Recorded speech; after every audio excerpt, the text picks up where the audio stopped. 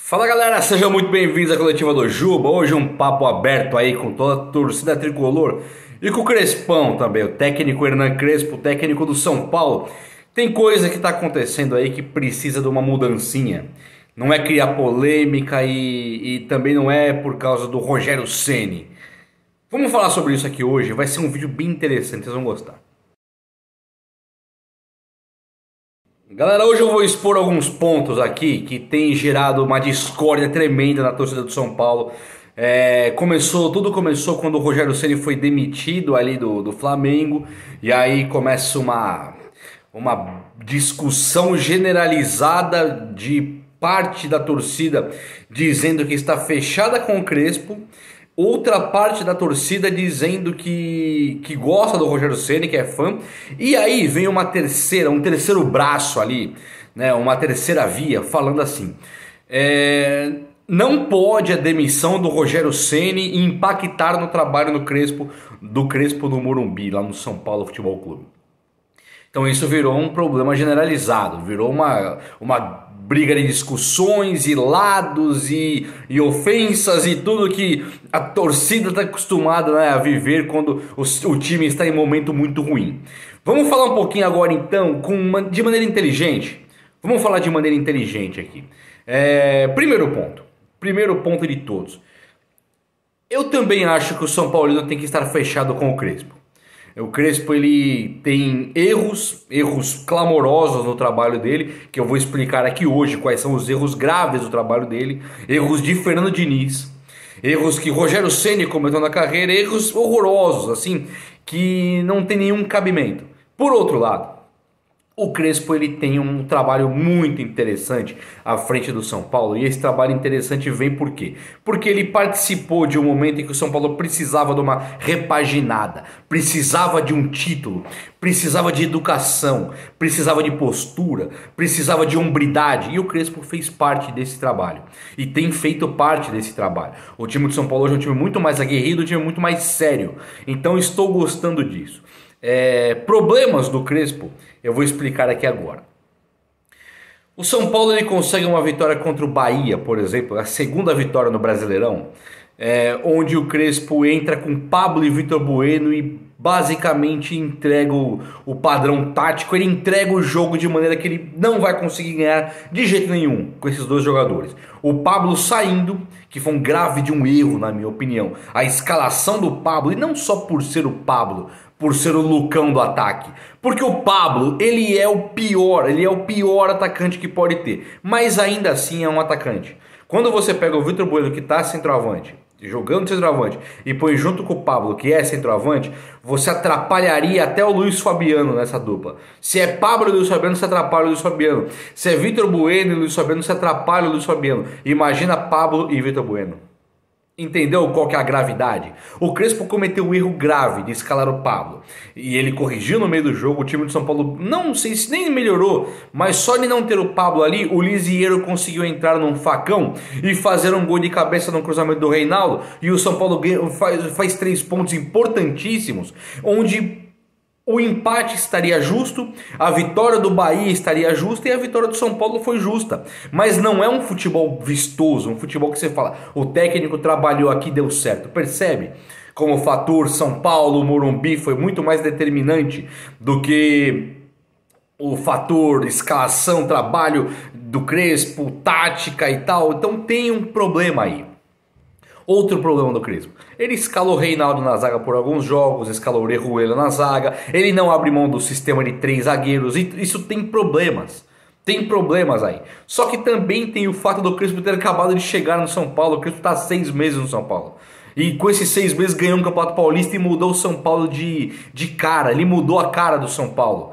Eu sou um entusiasta do sistema de 3 zagueiros, mas tem hora que não pode jogar com 3 zagueiros, como casos de vezes que você não ganha da Chapecoense, não ganha do Cuiabá, e aí você está com problema de fazer gol, seus atacantes são limitados, você está com problema de deficiência de jogadores machucados ali, você está com deficiência de elenco, o elenco não está completo e ele não abre mão dos 3 zagueiros em hipótese alguma. Isso tem custado muitos pontos para o São Paulo. É a segunda vitória em 10 no Brasileirão, ainda é grave. Contra o Bahia, se não é o gol do Lisieiro, poderia ser uma vitória em 10. Então, se ele não faz aquele gol, então tem um problema presente aí. E qual que é a solução disso? É dar confiança para o Crespo. É arrumar o elenco para o Crespo trabalhar. É fazer com que ele tenha um departamento médico sólido e ter um preparo físico bom para ele não ter que entrar todo o jogo com o Benítez no banco de reservas e o Rigoni, o jogo que joga um jogo e o outro está machucado. O Luciano joga um jogo e o outro está machucado. O Miranda joga um jogo e o outro está machucado. Isso não pode acontecer. E isso é o São Paulo que deve ao Crespo. Se o Crespo, com o sistema dele de treino, no dia de jogo e tal, tá quebrando os jogadores, eles estão exaustos, pode ser. Isso pode acontecer. O Igor Vinícius contra o Bahia saiu exausto do campo, de colocar as duas mãos no joelho e ficar exausto dentro do campo.